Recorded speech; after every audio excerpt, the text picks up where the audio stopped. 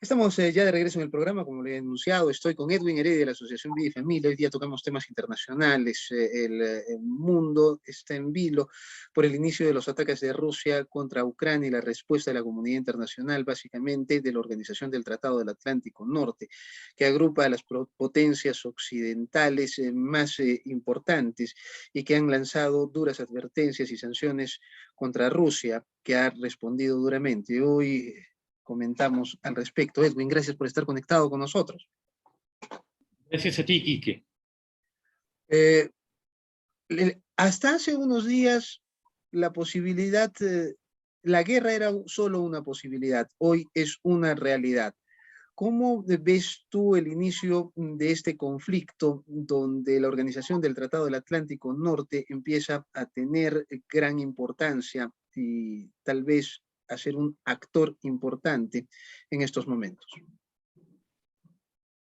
Mira, podríamos decir que ha habido un ataque, ¿no?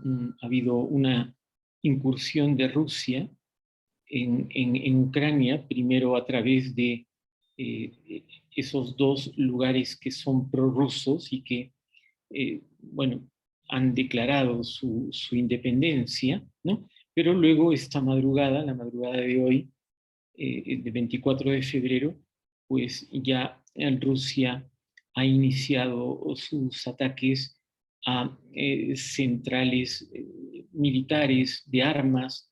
Ellos dicen que es una operación militar especial que tiene como finalidad desmilitarizar a Ucrania, es decir, anularlo militarmente, quitándole armas, quitándole pues todo lo que sean posibilidades si bien es cierto, hay una agresión por parte de Rusia, todavía no hay una respuesta de Ucrania o de, en este caso, los países de la OTAN o occidentales, con lo cual, de momento, no se puede decir que se establecido una guerra, ya se podría parar, porque el ataque ha sido, el ataque, dicho sea de paso, que no tiene justificación, pero ha sido a lugares puntuales, diríamos que a sitios donde hay armas en Ucrania, ¿no? Esperemos que todavía se pueda controlar este inicio, diríamos, ¿no? de un conflicto que podría efectivamente llegar a ser una guerra entre Ucrania y Rusia, entre los aliados respectivos, ¿no? de ambos países. Esperemos sin duda que no, esto se pueda calmar, aunque hace una hora se ha pronunciado el presidente de Estados Unidos en una conferencia, en un discurso, ¿no? Bueno, pues que es dirigido a todo el mundo en realidad, y, y bueno, el tono y lo que ha dicho no son muy alentadores, porque prácticamente eh, eh, se siente un aire de conflicto, un aire de guerra, ¿no? Después de las palabras de Biden, que siguen a unas sanciones muy duras que ya se establecieron contra Rusia, ¿no? Pero ahora yo creo que Biden va a más. Esperemos sin duda todavía que la diplomacia pueda actuar. El asunto es que el tema de Ucrania o la invasión a Ucrania, lo que busca aparentemente es detener el crecimiento de la Organización del Tratado del Atlántico Norte. Recordemos que habían dos bloques durante la Guerra Fría, el bloque estadounidense occidental y el bloque ruso en la Europa oriental y los países soviéticos en general.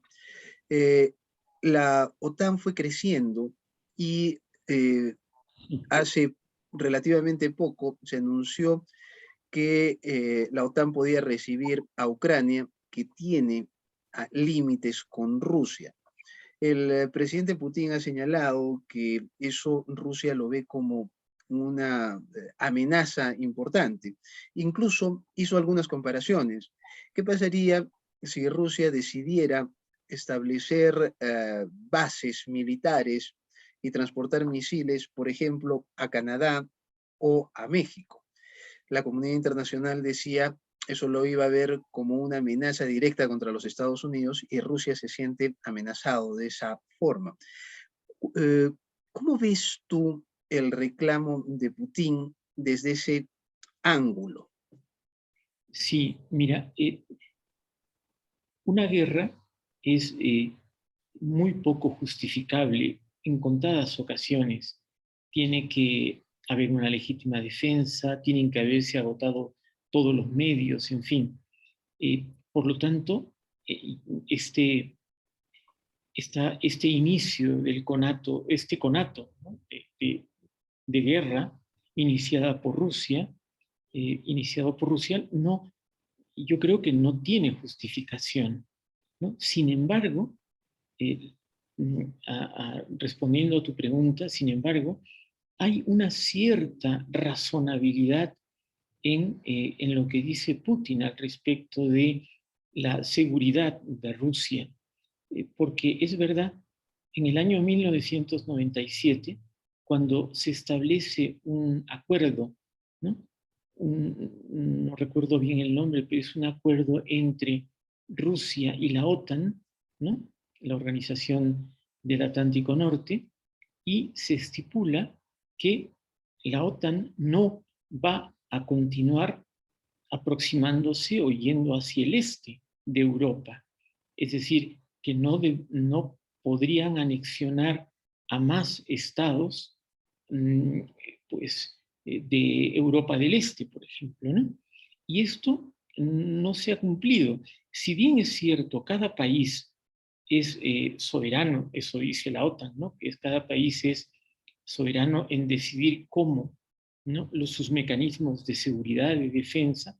Sin embargo, después del año 97 y hasta el año 2004, han entrado a la OTAN pues Polonia, Rumanía, Bulgaria, Hungría, Chequia, los países bálticos, etcétera. Entonces me parece que casi una docena de países han entrado a la OTAN y todos ellos, bueno, salvo Polonia, pero Chequia, Bulgaria, Lituania, Letonia, Estonia, todos ellos formaban parte de la ex Unión de Repúblicas Socialistas Soviéticas. Bueno, y colindan, tienen límites con Rusia. Por lo tanto, claro, ahí hay algo que no se ha cumplido y Putin ha venido reclamando todo esto. Entonces, ahora Ucrania, la situación con Ucrania se complica desde aproximadamente el año 2000 también, en que Ucrania, ya siendo independiente desde el año 91, pues empieza a mirar mucho a Occidente y también en los últimos años quiere integrar, ser parte de la OTAN, ¿no?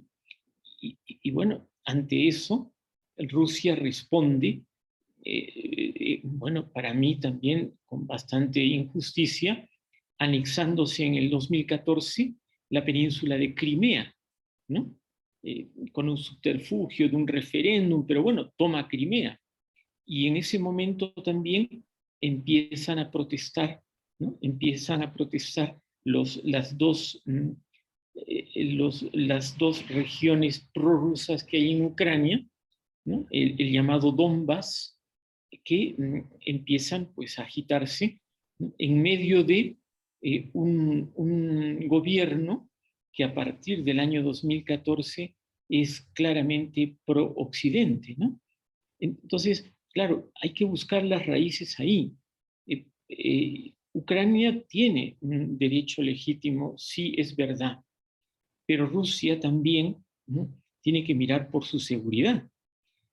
No se han cumplido los acuerdos del año 1997, hay una expansión de la OTAN y, bueno, llega el momento en que Putin, bueno, amparándose en esta razón, toma esta decisión que, insisto, para mí no se justifica. Es decir, había que agotar muchos otros medios, muchos otros caminos, pero bueno, parece que esto ya estaba muy pensado. Primero, pues, la declaración de la independencia hace 3 días de estos dos pueblos, de Lugansk y Donetsk, y que Rusia lo reconoce.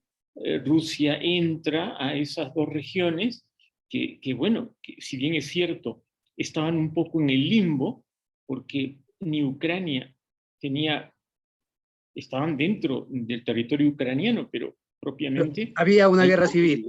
un conflicto serio, y entonces era como un terreno casi de nadie.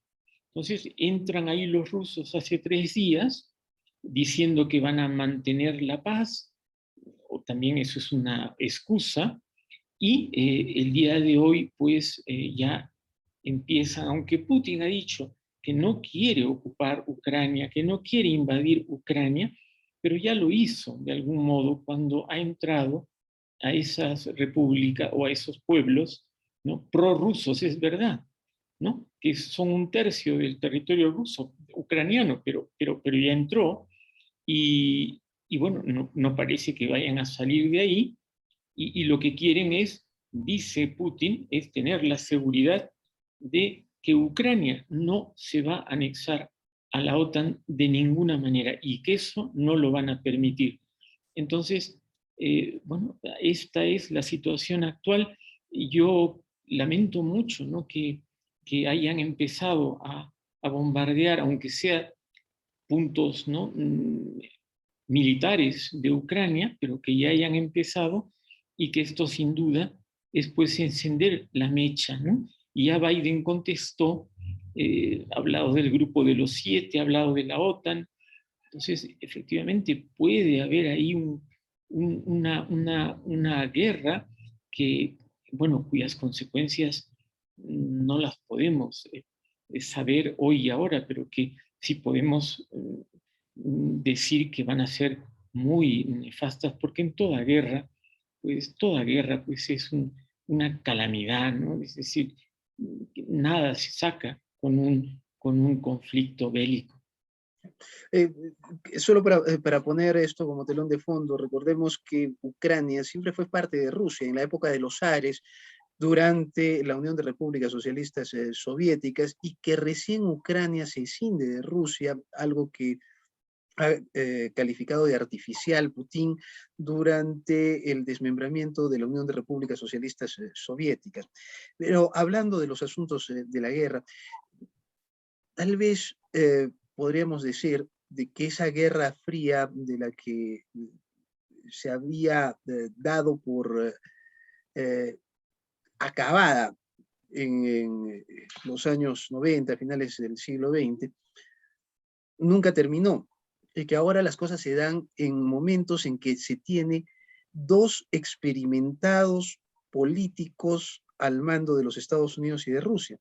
Recordemos que Joe Biden tiene una larga carrera política en el Congreso de la República, reelecto durante muchísimos años, ha sido vicepresidente del presidente Obama, y es actual presidente de los Estados Unidos, un gran conocedor entonces del manejo de Washington, de las políticas internacionales y de las posturas norteamericanas, mientras que Putin ha sido presidente en varias ocasiones, pero antes de eso ha sido el jefe de los servicios secretos de la Unión Soviética, de Rusia. Entonces eso le da una visión bastante grande. ¿Cómo crees que se podría plantear una cumbre entre ambos presidentes, o crees que esta es ya improbable?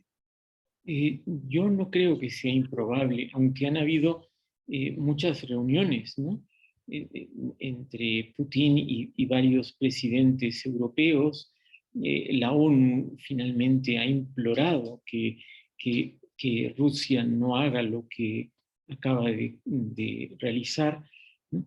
Y yo creo que es posible, yo creo que todavía en este momento, ¿no?, se pueden detener. Es evidente que Rusia se ha metido en Ucrania, sí, es verdad, pero bueno, todavía se puede negociar, todavía se puede, vamos a ver, Ucrania tiene también, siendo un país soberano, tiene también que ver cómo puede, ¿no?, seguir, si desea, ¿no?, occidentalizarse, vamos a llamar así, pero sin ir en desmedro de la posible seguridad rusa, ¿no? El gran problema ahorita, el gran obstáculo es que Rusia ha reconocido la independencia de estas dos regiones que tú mismo has señalado, forman un tercio del territorio de Ucrania. Y eso es realmente una cuestión muy grave. Quitar territorio, soberanía territorial a un país genera realmente algo que no es muy fácil de solucionar.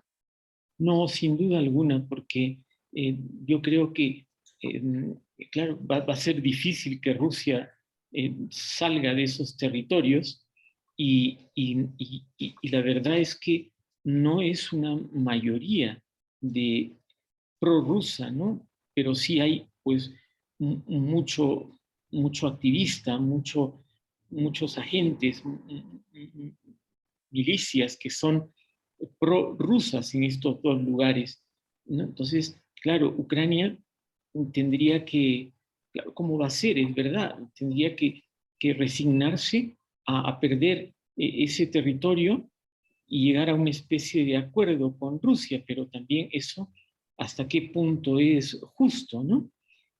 No sé, y luego también me gustaría referirme a que, bueno, Estados Unidos y Occidente no, tampoco son ajenos al conflicto, en el sentido de que de alguna manera, ¿no?, de alguna manera también han echado, ¿no?, gasolina al fuego, ¿no? Es decir, si bien es cierto, ellos han estado alertando continuamente, ¿no?, de la posibilidad de una invasión rusa, de una agresión rusa a Ucrania, pero ellos también han podido, ¿no?, de algún modo ayudar quizá a Ucrania, sí, pero aconsejar vía diplomática que, bueno, que se cumplan estos acuerdos de la Organización del Tratado del Atlántico Norte, que Ucrania tenga otro estatus, que no se, ¿no?, que no se una a la OTAN, que, en fin, han podido hacer algo porque sabían que esto iba a encender, pues, la ira de los rusos, que lo han tenido más o menos oculta, ¿no?, esta ira, pero ya se ve que sí era un tema latente y que en los últimos meses, sobre todo desde diciembre del año pasado, ¿no?, pues ya se puso sobre la palestra, ¿no? Es decir, que ya se hablaba claramente de esta posibilidad. Yo todavía guardo esperanzas, Enrique, por el bien del mundo, ¿no?, por el bien de miles de millones de personas que son inocentes y que tienen derecho a vivir en paz, a que esto no avance, no escale, como se dice ahora, ¿no? Y que bueno, se llegue a un determinado punto en el que bueno, Rusia también, ¿no?, de algún modo creo yo, no tienen razón, pero se le escuche, ¿no?, se le escuche y se vea que, bueno, pues alguna razón tiene pensando en su seguridad, ¿no?, pensando en la frontera, una gran frontera que tiene con el país de Ucrania. Ahora bien, no seamos ingenuos, ¿no? Esto es lo que se ve en la superficie. Debajo hay también otras razones que son geopolíticas, que son económicas, que son hegemónicas, ¿no?, que estratégicas, o sea, y bueno, estas no salen tanto a la luz, pero están ahí. Una de ellas, por ejemplo, es el petróleo, otras son las armas, otra es la El posición de gas, China, el el gas gas. del que depende tanto Europa. Así es, ¿no? Entonces, hay una serie de factores que deben haberse calculado bastante bien por ambos lados para llegar a este punto, ¿no? Entonces, en una guerra dicen, ¿no?, que la primera víctima es la verdad. Y no dejan de tener razón, porque a veces ya no sabemos qué pasa. Es decir, que hay más allá de lo que nos están diciendo o más allá de unas razones que están en la superficie, se ven, ¿no? Pero un momentito, y más allá, quizá ahí estén las razones o las causas más verdaderas de un conflicto de esta naturaleza. Entonces, hay que estar atentos, ¿no? Porque, insisto, la verdad es la primera víctima en un conflicto. Edwin, te agradezco muchísimo, has sido muy amable por ayudarnos a comprender lo que está pasando en estos momentos en el mundo. Gracias a ti, Enrique. Ha sido Edwin Heredia de la Asociación Vida y Familia, esta vez ayudándonos en el análisis de esta coyuntura internacional. Gracias a ustedes por habernos acompañado. Nos encontramos mañana en Modo Avión.